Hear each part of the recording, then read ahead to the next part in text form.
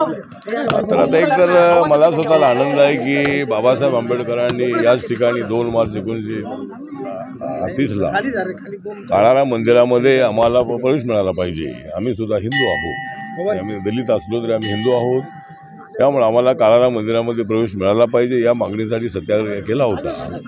आणि आज मला आनंद आहे की या ठिकाणी सुधीरदास महंत जे आहेत, तिथले महाराज आहेत, ते आमच्या स्वागतासाठी या ठिकाणी उपस्थित होते। ते आमच्या बुद्ध वंदनेमध्ये सामील झाले होते आणि त्यानंतर त्याने आम्हाला काळाराम मंदिराचं दर्शन घडवलेलं आहे आणि ही अत्यंत आनंदाची बाब आहे। बाबासाहेब आंबेडकरांचं स्वप्न पूर्ण झालेलं आहे आणि बाबासाहेबांना ही भूमिका जी होती ती अशा पद्धतीनं सगळा देश एकत्र आणायचा होता आणि आम्ही सर्वांनी सर्व धर्मसमभावाची भूमिका ठेवून आम्ही पुढे जायचं आहे। आम्ही बाबासाहेब आंबेडकरांनी बौद्ध धर्म स्वीकारला, आम्ही बौद्ध आहोत।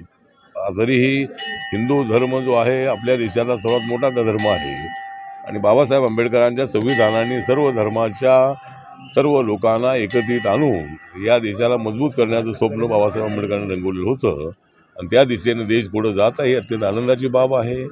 आज मला काळाराम मंदिराचं दर्शन घेण्याची संधी मिळाली आणि आम्ही सर्वजण आम्ही पुण्य झालेलो आहोत आणि बाबासाहेब आंबेडकर जे होते ते अत्यंत ॲक्टिव्ह असणारे असे नेते होते, ते बुद्धिस्ट नेते होते, तरी ते भारतीयांचे सगळ्यांचे त्या लाडके नेते होते, देशाचे संविधानाचे शिल्पकार होते।